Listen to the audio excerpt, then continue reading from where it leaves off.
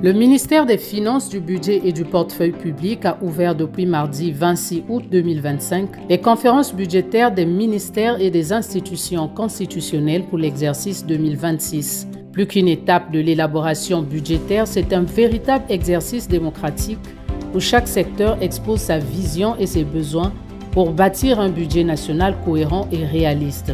À travers cette vidéo, nous revenons sur les principes essentiels de cet événement incontournable de la préparation de la loi de finances. C'est quoi les conférences budgétaires? Ce sont des réunions au cours desquelles les acteurs budgétaires des ministères et des institutions défendent devant les ministères en charge des finances et du plan leurs prévisions en ressources ou recettes et en charges ou dépenses à inscrire dans l'avant-projet de budget de l'année suivante. Comment ça marche? Après la présentation du cadre budgétaire à moyen terme et le débat d'orientation budgétaire au Parlement, le Premier ministre transmet au ministre en charge des Finances les enveloppes globales des crédits budgétaires. Chaque ministre et chaque responsable d'institution transmettent au ministre en charge des Finances leurs prévisions de dépenses sous la forme d'un condensé de projets annuels de performance établi par programme ou sous la forme de dotation déclinée par titre.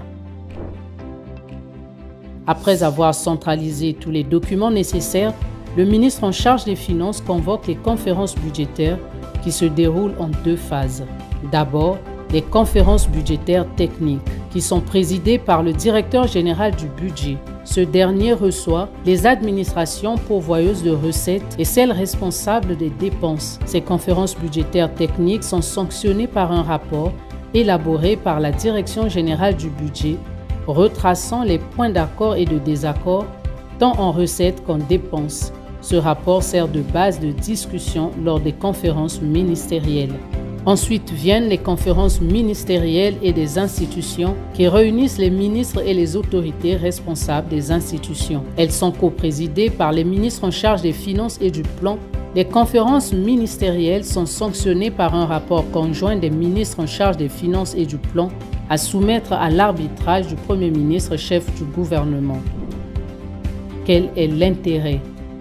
Les conclusions des conférences budgétaires permettent au Premier ministre de procéder aux arbitrages qui détermineront les plafonds de crédit des ministères et institutions. Ces plafonds serviront à leur tour à la Direction générale du budget pour élaborer l'avant-projet de loi de finances.